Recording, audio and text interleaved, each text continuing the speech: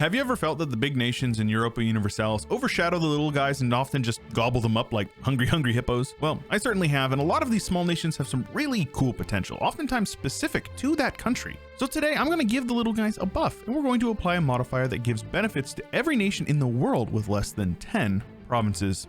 Should be a lot of fun. And here it is, the little guys buff. Take a look and bask in the glory. These nations are going to be doing just fine, I think. This will be available for all nations with under 10, so not 10, under 10 provinces until the age of absolutism. So, should be good. Mostly every country over here is going to have it. Lots of countries over here like Byzantium. Anybody over here, basically everybody outside of the major blobs in India. So we should hopefully see quite a bit more variety coming out of those areas than we normally would. As per usual though, there's only one way to figure that out, and that is to turn it on up to speed 5 and unpause. Spain having a bit of a civil war at the moment, but it looks like they've got it mostly under control. And that is going to be little guys 0, big guys 1. You hate to see that. Yeah, and I don't think this war for Wallachia is going to end well either. Or for their friend Serbia.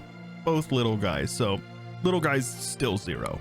And the little guys just cannot catch a break. That is going to be a third one just in this region. Provence getting dominated by the French. Now, this may look like a win, but is actually a loss. With 10 provinces now after the purchase of Neumark, Brandenburg is no longer a little guy and thus loses those beautiful bonuses. So, not his smartest move. And the L's just keep on rolling. They won a siege down here, but full occupation for the Scots. Not looking good. 9 provinces, probably going to continue to decline following that trend. So a little guy they remain, but a weaker little guy they definitely are now. And I missed the Eastern Roman Empire, my beloved, getting annexed, as did these guys over here and Athens. So Ottomans doing as Ottomans does. Oh man, but I gotta point this one out. We've got Jiangsu over here attacking Korea and not doing well. They're going to get full occupied here. We very well may just see Korea gain some land. And I'm pretty sure this is basically the only way the AI Korea ever gains land, because basically you only see them gain land if they get attacked. And I'm pretty sure that's how it works. Oh, but it might be the little guy's chance. Albania, Milan, and Venice, though specifically just Albania is receiving the buffs, and they are partially occupied. But the Ottomans have less men in the field. They got the guns of Urban, but I would love to see the Ottomans get bopped early on. That would be so good. Oh, it is not looking good for them. They are getting wiped left and right, and I think that the little guys may end up winning, though this seems more or less organic. I mean, they've only got 2,000 troops, so. Scanderbrough's also gone. So this is John here, his son, I believe. So yeah, who knows what's going on here. This seems like it may actually be like just legitimate happening. But we'll chalk it up. We'll say that it's the mod. Who knows? Yeah, 16 in the field and 2,000 in reserves. They're done. The Ottomans have lost. This is insanity. And the AI ended up pulling out the victory, releasing this Achaia or whatever from Corinth, and taking Vlor, I believe, or Vlora, however that's pronounced, and money. Aside from that, the Ottomans are just left as they were. So. All right, they lost, which is definitely something you don't see every day. So let's hope that that may be the beginning of the end. I would love to see a nice power vacuum over here. And as expected, they took 3 provinces from Jiangsu. Very funny. I'm a big fan of seeing Korea gain any land ever. I'm always a fan of this. This is S+. And while we're here, the inaugural war of Chinese subjugation of Oirat is underway. Their mandate is low, and yeah, they're probably going to lose. They have no manpower. So we'll see how things go with this. The AI tends to lose this war and then crumble. And out in the west, we've got the 100 Years' War going on, with France winning, as you expect. They would actually had Portugal like half occupied, like all of this was occupied, and then they just pieced out. Granada was annexed partially by Castile, and Marrakesh ate most of Morocco. So we're seeing some cool stuff going on over here. But things in the HRE are remarkably stable. I don't think basically anything has changed except for like small 1 province miners getting annexed. I think it's pretty 1444, except for East Frisia eating Oldenburg as well as Stade, however that's pronounced, from Verdun. So that's definitely something happening. Oh, and before I unpause, I guess I should probably point out that the Timurid succession war Timurid independence war, whatever you want to call it, going on, and they are losing convincingly while Sind is gaining land. Forgive me, Father, for I have sinned. Oh, ouch. Timmy, not feeling so good. Got a bit of land over here in Ladakh or Pakistan, whatever. I know people, every time I comment about this, people say something. This region over here. Timmy has a lot of land over here, and that is about it. They've got some random provinces here and there. Ajam took back some land. Sistan actually took a ton of land, and Afghanistan is a one province minor. So, okay, dude. Ouch. Yeah, the rebels are in charge of East Frisia. So that's something to keep our eyes on. I think they're just particular, so nothing will actually happen, but still kind of funny to see those occupation lines. They may get attacked while they're weak. That definitely is a thing. Meanwhile, the Brandenburgers have annexed Magdeburg, and looks like they're looking to annex these boys over here, though Stettin is in charge, or Volgash is in charge of this siege here with an absolute gigachad. Karl von Prenzlau. What a monster. 5452. You'd love to see that. Oh, okay, so this is definitely unrelated to the mod I made, but we have a succession crisis going on. The Bohemian Succession War. Looks like they've fallen under a personal union of Hungary, and Poland, Lithuania, and the Ducal Prussia, their subject, have contested it. Now, the numbers are very even. Probably going to go to Poland, Lithuania if I had to guess, but that would be very scary, seeing Poland with Lithuania and Bohemia as personal unions. That would definitely be something. But it's just always so funny saying a Catholic Prussia with a Brandenburg over here, and they actually did end up full annexing Volgast or whoever these guys are over here. So Brandenburg looking very good. Nice little power block up here in northern Germany. Yo, look how long Ajam is. That is very, very long Ajam. Moderately terrifying, but then you remember that they've got like Transoxiana, QQ, a bunch of Indian blobs around them. So I don't know. Maybe we'll see them do well. The Timurid's power vacuum is definitely large.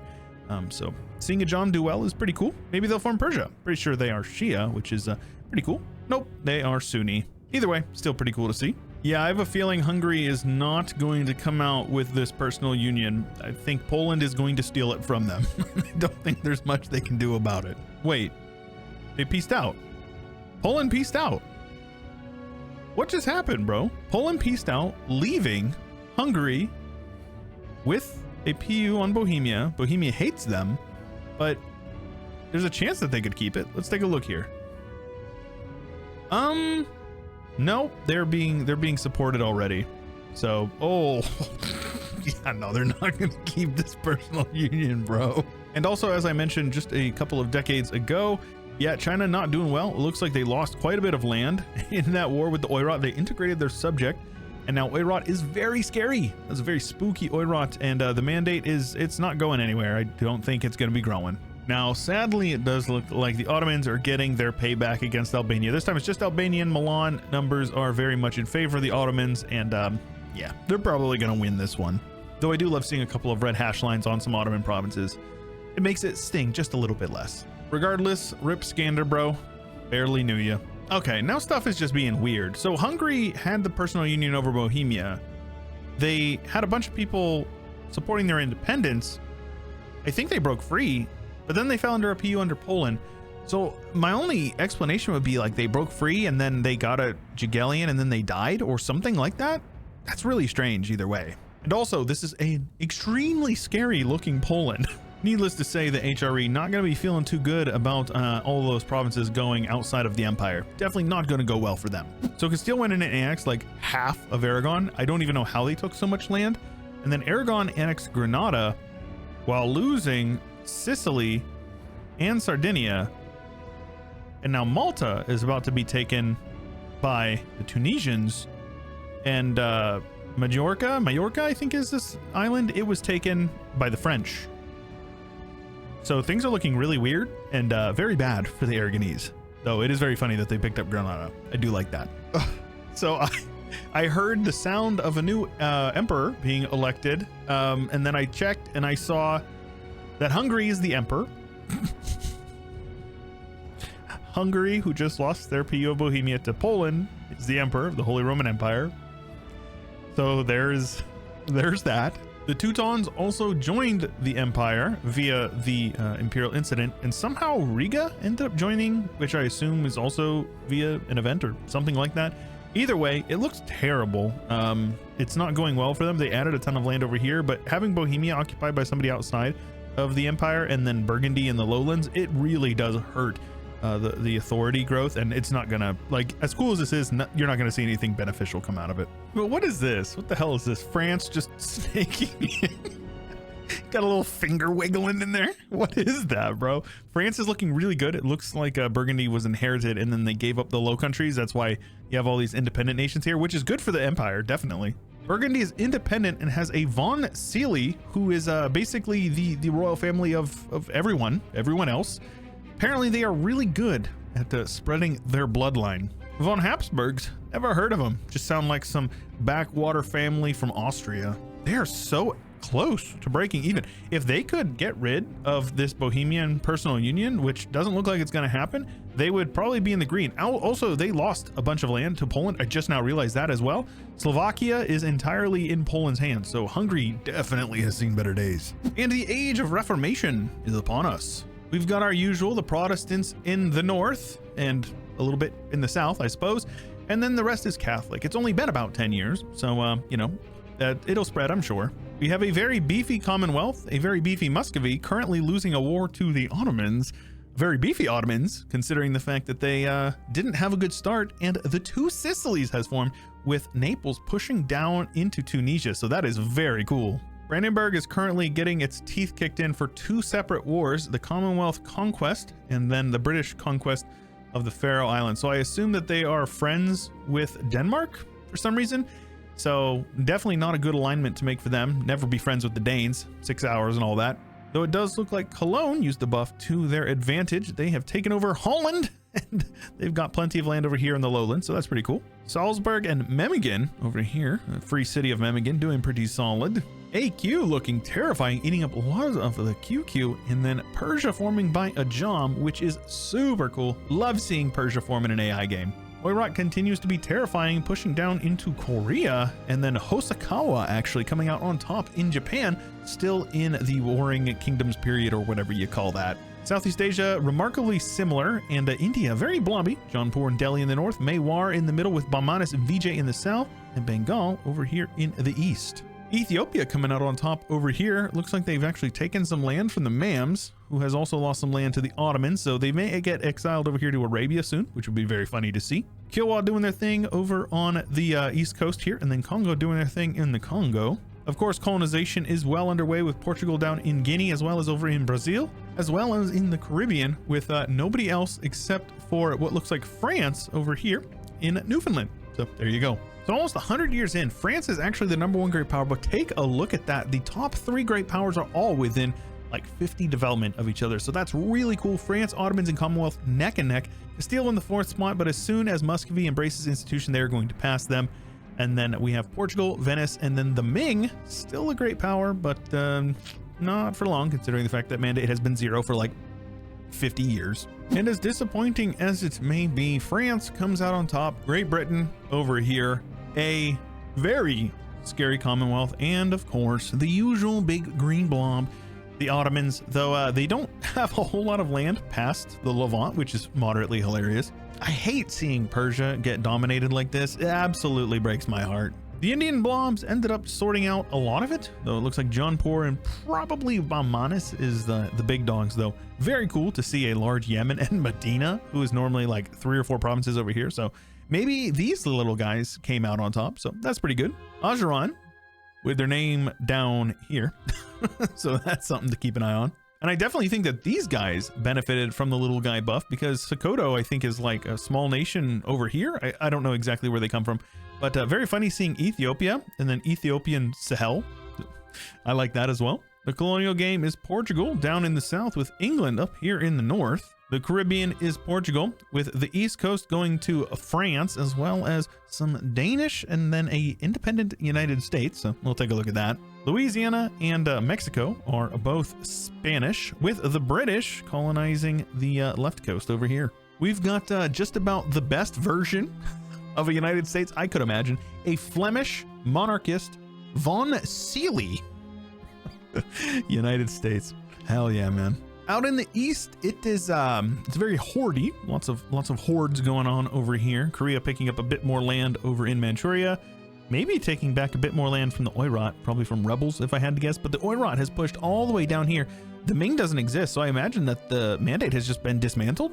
Oh, even worse, they took it and they're gaining mandate and pushing through reforms. So this is definitely an unexpected change, but a welcome one nonetheless. So with a little under 200 years left, we've got the Ottomans out in front fighting neck and neck with the Commonwealth, Portugal and their colonial empire in the third, Great Britain with their colonies in the fourth, Oirat, the Emperor of China, in the fifth spot, with France and their colonies in the sixth spot, though once they embrace institution, they'll be competitive up there in the second, third, fourth slot, as well as the Oirat. We have Westphalia in the seventh slot, which I actually didn't even notice them before, so almost 1,000 development to a German formable, and then Jaunpur, Indian blob, in the eighth. So apparently we have a revolution on our hands, just in France, from what I can see. I don't see any other revolutionary nations, except we do have a Bavaria and a Nuremberg, but they're getting conquered by a scary Commonwealth at the moment. Shout out the Gotland boys hanging out over here, getting some land, or not getting land, but getting their land, Gotland. Iceland is independent. The Swedes got Greenland, and yeah, USA got annexed by Florida, apparently. Truly the most terrifying timeline. And it looks like over here we've got Castilian stuff getting annexed, with British Cascadia doing very good, British Mexico, British Columbia, and then it's all Portuguese down in the south. Sokoto continues to dominate sub-Saharan Africa. And talk about a snowball from Ajuran. They are like a Somali Horn of Africa nation in 1444, doing super good. Love to see it. Curious why the Ottomans never really pushed much into Arabia. Like, they took half of Medina, but that's it. They literally didn't take anything else. They could probably go so much farther. They went all the way up to Prague and into like Russia, who did form, by the way, but you know, obviously they're not feeling too good. Bahmanis did end up eating up VJ and taking a big chunk out of Bengal, with Jaunpur and Delhi up here in the north, and then Persia, of all people, had a bit of a renaissance, so happy to see them return. Welcome back. Obviously, the big bad Oirat is the elephant in the room, though, with basically all of the land. They've got it all. They cut my poor boys Korea down the middle again, and then we have the Shogunate over here, apparently. So there you go. Lanna over here, with Malacca controlling most of the land over here. Portugal colonizing the entirety of Oceania, or whatever you'd call this region. I would call it Oceania. Apparently Bahmanis has gotten in on the colonial game, so you've got Bahmani Malaccas over here, so that's a thing. And the Reformation just got crushed, dude. It's all Catholic. There's like barely any non-Catholic Christian nations except for Russia, and then over here Norway, or Sweden. So yeah, things are looking very bad. Saxony over here as well. But yeah, even the Great Britain stayed Catholic, which I feel is very rare. It's got to be less than 10% chance you see that. So pretty good to see such a giant yellow world. The New World is obviously very yellow, and I can't imagine it's going to change a whole lot. And so Commonwealth well out in first with over 3,200 development, followed by the Revolutionary French with 3,160. The Ottomans doing well, but you know, the Ottomans tend to fall off in the late game as their decadence starts to stick up. So we'll see how things go with that. Oirat, the Emperor of China, in the fourth spot. Westphalia in the fifth, coming up from the seventh, I believe they were before. Bahmanis climbing up, though actually I believe Jaunpur was the eighth spot, so Bahmanis has surpassed them in the sixth spot there with almost 1,900 development. Great Britain and their colonial empire in the seventh, and then Portugal with their colonies in the eighth. Still no hegemons, and I imagine we're probably going to see some by the time we finish this one. And in the end, the Ottomans definitely did actually collapse, with, of all people, Yemen picking up the pieces that was left over, with a little bit of Greece, a little bit of Bulgaria, a little bit of Milan, apparently, but all of them are revolutionary for the most part. We've got revolutionary Milan, revolutionary Serbia, Croatia, Bulgaria. They're all looking extra revolutionary, which is kind of cool. Greece is also revolutionary, but not Sicily, two Sicilies that is, but there is a revolutionary Sicily, so that's something you got to keep in mind. They have the Italian flag too. I like that. Westphalia getting a nice tight squeeze between the French and the Revolutionary Commonwealth. So yeah, very much a strong revolution. Persia ended up doing very good, with Jaunpur coming back and beating up on Bahmanis. It was Bahmanis who was the like number 5 great power, I think, last I looked. Jaunpur definitely has taken that spot over, so it was a bit of back and forth. Pretty cool to see some fighting on the Indian subcontinent. Usually it's just like big hug boxes, but this is cool. Also, these Delhi borders are hilarious, and I'm a big fan. Oirat very strong. I don't think they changed a whole lot since the last time we looked. Looks like they were pretty solid, just chilling.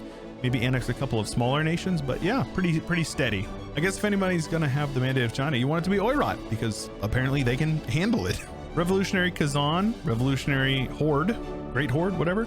And then Russia, who's small guy. Colombia broke free from the British, and looks like a lot of the Mexican places broke free as well, and they're all revolutionary. So the revolution came to like the Native American Mexicans. So there you go. Aside from that, it's just cut right down the middle with French on the east side, British on the west side, and then Castile in the central portion. So pretty clean borders overall. Though Castile with their capital down here in Cadiz is a little sad to see, to be honest with you. I don't believe I've ever seen the shogunate form. They're fixed to empire rank. They have a fixed dynasty. They get transfer subjects, peace treaty at half cost. They get 5 admin efficiency, free monarch mana, and a 10% samurai limit. So shogunate, very strong. I don't think I've ever seen the AI form this, so that's pretty cool. If you guys know how that works, make sure you let me know in the comments. Of course, the shogunate finishes as Shinto, like you do, with Hindu over here, entirely occupied, minus this part up here, by Sunnis. Sub-Saharan Africa is very Sunni, or at least occupied by Sunnis. And it looks like Protestant is actually doing a little bit better than it was last time we looked. It was just like 2 provinces here and a couple of provinces over here. So it looks like it's grown just a bit with a revolutionary Bohemia, I think is who that is. So shout out that. New World is all Catholic except for the Protestants and the Mayans, apparently, over here. So there you go. There's definitely a bit of a Polish migration over here into Pomerania, which, you know, cool fact for you that this is modern day Poland. So I guess it's historically accurate. It looks like the Gascons pushed the Basque out of their lands. And it looks like the Castilians and the Portuguese both snaked and illusioned. So rip those guys. Crazy that we didn't get any colonization up here. Like this is all just free real estate because Russia never formed or didn't form early enough to get caught off by the hordes. Like Oirat going all the way from here down into Vietnam is crazy, bro. The entirety of South America is Brazilian, which, you know, insert your own opinions at your own will. We've got the English over here, which is Colombia and like Venezuela, all English, very funny. And then American is exclusively in the western portions, as well as some English with Flemish and Frankian and Quebecois. So pretty scary to see like my portion of the US over here being French and Quebecois. Sounds pretty gross. And then the Mexicans and the Castilians over here in the central portions. Pretty cool, honestly. I love the split. I think it's a nice clean split for the most part per region. So that's awesome. I love to see the AI doing stuff that actually looks organic. And as I said, we do finish with 2 hegemons, economic hegemon going to the Commonwealth and the French with military hegemon. Very spooky. The Commonwealth finishes the #1 great power though, 1200 dev over the French, which is crazy, with 4000 going to the French. Oirat, the Emperor of China, in the 3rd spot, which is awesome. And Westphalia, just a random formable in Germany in the 4th spot is crazy. Like that is actual insanity. Jaunpur in the 5th, Persia, like a phoenix from the ashes, to the 6th. Ajuran, an African nation, in the 7th, and Portugal in the 8th. Very cool. Now, of course, a lot of these nations were benefiting early on from these development cost modifiers. And so you can see stuff like this, where we've got this dyes province with 23 base production for these guys. I mean, that's pretty solid. They produce like 8% of the entire world's dyes in this one province. 63 in Prague. Oh my gosh, 68. These provinces over here are all coal, which is why the AI tends to develop them so much. But this is just so cool to see these huge numbers. Like, look at this, 60. Does look like Westphalia over here has 3 of the most developed provinces in the entire world. That is crazy. Just take a look at how many high dev provinces there are. This is still over 50. So every province from here up all has 50 plus development. That's like 30 provinces. That's crazy. If you enjoyed that video, make sure you let me know by leaving a like on it. Don't forget to subscribe if you haven't already. I appreciate you making it all the way to the end of this one. If you got a suggestion of something that you'd like to see in the next one, leave it in the comments down below, and I'll see you guys in the next one. If you made it all the way to the end of the video, I do want to let you know that I appreciate you, and I hope you have an absolutely fantastic day.